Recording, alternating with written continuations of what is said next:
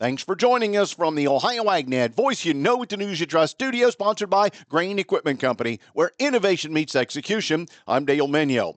Well, farming can be challenging. While financial challenges are often at the top of that list, farmers can be subject to extreme mental challenges as well. A new study will take a closer look at farmers' mental health challenges and hopefully seek some solutions for the healthcare issue. A new study will focus on how farmers decide to seek help for their mental health well-being. It will look at their help-seeking behaviors and the many factors that influence these decisions. The Upper Midwest Agriculture Safety and Health Center, better known as UMASH, is a collaboration of 5 leading research and healthcare institutions, mainly in the state of Minnesota. This group addresses existing and emerging occupational health and safety issues in agriculture. UMASH researchers are now seeking direct input from farmers for financial and mental health well-being interviews. According to a UMASH press release, this input will provide critical insights needed to develop more effective, targeted programs and policies that will help support farm families in navigating the unique pressures they face. Today's weather brought to you by Seed Consultants. Simply better performance online at seedconsultants.com. Here's the forecast. Got a dry Monday for you here to kick off the work week. I'm Chief Meteorologist Ryan Martin. Quick forecast update for you here. No changes as we look at the weather right now. High pressure is in control for the balance of your Monday.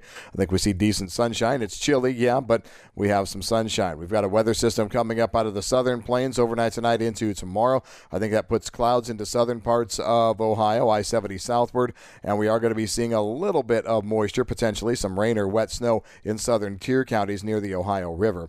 Behind that, we are dry then for the start of Wednesday, and we get into some significant snows and rains overnight Wednesday night through Thursday. Could be a mess for Thursday in most of the state.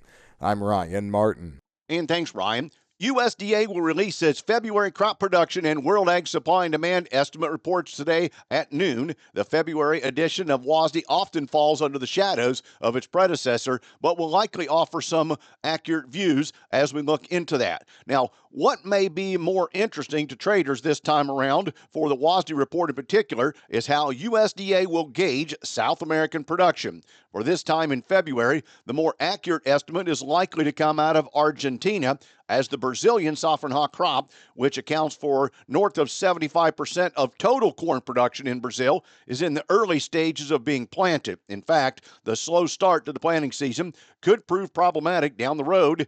Don't see USDA taking that into account just yet. Analysts surveyed by Dow Jones agree, calling on average for Brazilian corn production to hold steady at 127 million metric tons. A month ago, the January WASDE served as a catalyst for soybean futures, which have since rallied over 50 cents as a result of a 90 million bushel cut in U.S. ending stocks estimate by USDA in that report. This time around, analysts expect a much more subdued report on the U.S. side of things. Analysts surveyed by Dow Jones are largely mixed on expectations for corn ending stocks, but the average estimate called for a 2 million bushel increase in ending stocks to 382 million bushels. This seems like a fair assessment as the soybean crush demand is very strong, setting 2 separate monthly records throughout the marketing year thus far. USDA is already estimating 24-25 crush at a record and a 5.4% increase in 23-24.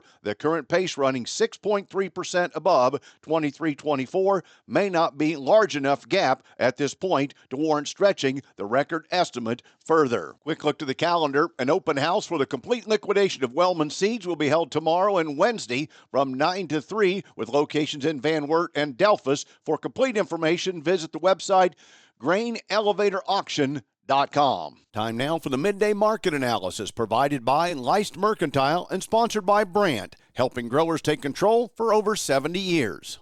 This is Ryan Metzger with Leist Mercantile, providing your technical lookout for today. We got March 25 corn futures with the first level of support seen at 483 and the first level of resistance at 494. March 25 soybean futures has the first level of support seen at 1043 and the first level of resistance at 1059. March 25 wheat futures has the first level of support seen at 577 and the first level of resistance at 590. For bullish momentum, we need to see closes above these key resistance levels. Please visit our website at licemercantile.com to learn more about our grain marketing program and crop insurance services. And thanks, Ryan. Today's market's brought to you by Seed Consultants. Simply better performance online at seedconsultants.com. Our midday markets pre-report have March corn at $4.90 3/4, up 3 1/4. December up 2 3/4 at $4.68 3/4. March beans up a half a cent at $10.50. November up a quarter of a cent at $10.57 3/4. July wheat down 2 at $6.04 1/4. September down 2 at $6.17 1/4 cent.